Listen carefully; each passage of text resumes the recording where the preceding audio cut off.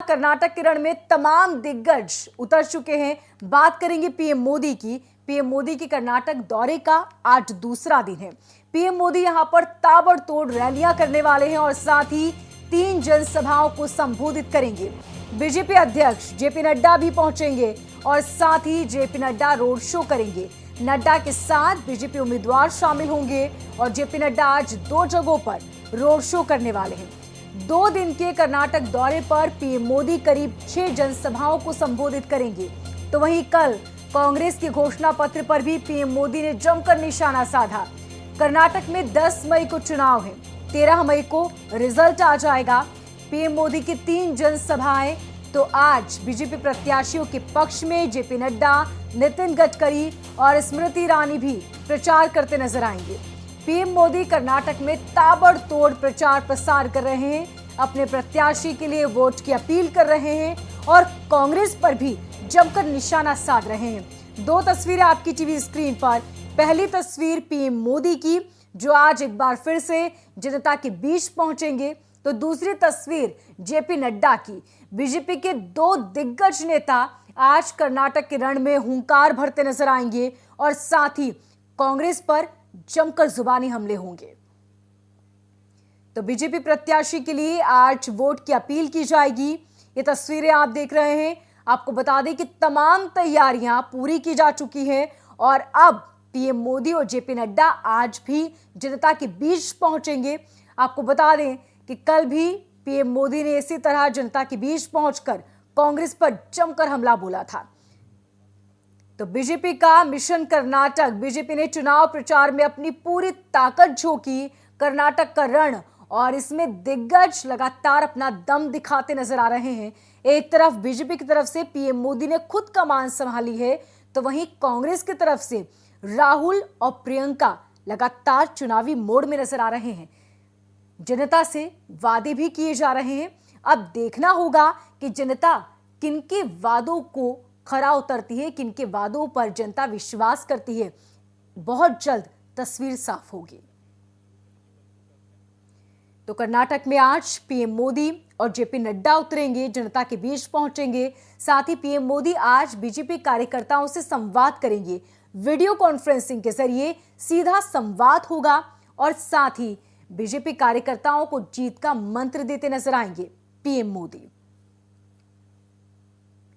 BJP के 2 बड़े दिग्गज नेता आज कर्नाटक के रण में हुंकार भरते नजर आएंगे।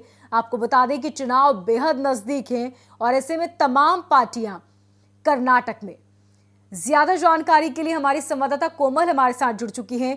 कोमल, सबसे पहले यही समझना चाहेंगे, जेपी नड्डा भी पहुंच रहे हैं और साथ ही पीएम मोदी भी पहुंच रहे हैं। आज पीएम मोदी बीजेपी कार्यकर्ताओं से संवाद भी करेंगे। वो कौन से महत्वपूर्ण मुद्दे जिनको लेकर बातचीत की जा सकती है?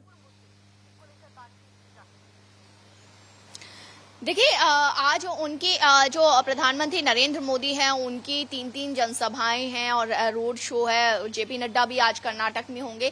लेकिन इसी बीच जो प्रधानमंत्री नरेंद्र मोदी हैं, वो कार्यकर्ताओं से वार्तालाप भी करेंगे, नमो वार्तालाप। उसमें जिस तरीके से हमेशा प्रधानमंत्री नरेंद्र मोदी पार्टी के कार्यकर्ताओं को कहते हैं संगठन को मजबूत बनाना और बूथ लेवल तक सरकार की योजनाओं को, वो योजनाएं जो सरकार ने गरीबों के लिए, महिलाओं के लिए, बेरोजगार युवाओं के लिए बनाई हैं, उन सबको, या देश के विकास के लिए बनाई है, उन सबको बूथ लेवल तक ले जाके जन जन तक, घर घर तक उसका प्रचार करना और किस तरीके से मजबूती लाना है।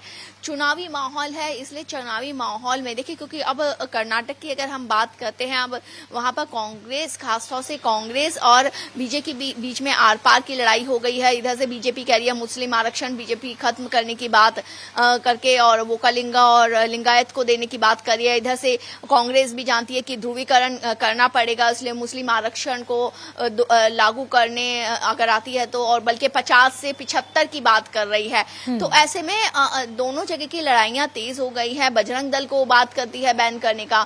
तो ऐसे में अब क्या रणनीति अपनाए कार्यकर्ता, ये प्रधान, और किस तरीके से जनता तक जो है वो जो मोदी सरकार की योजनाएं हैं कर्नाटक कर्नाटक के लिए या पूरे देश के लिए उन तक ले जाएं, किस तरीके की रणनीति रखें, ये बातें जो है आज कार्यकर्ताओं से इन बातों को लेकर के वार्तालाप आज प्रधानमंत्री नरेंद्र मोदी कर सकते हैं। कोमल, बीजेपी ने, कांग्रेस ने जिस तरह अपने घोषणा पत्र में कई बातों का ऐलान किया, उन्होंने कहा कि बजरंग दल पर अब रोक लगाई जाएगी और इसके बाद अब बीजेपी आक्रामक हो चुकी है। बीजेपी ने कहा पहले तो राम को ताले में रखा और अब बजरंग बली को भी ताले में रखना चाहती है। तो क्या अब ये राजनीति कर्नाटक की एक अलग मोड़ ले रही है जब से कांग्रेस ने अपना घोषणा पत्र जारी किया?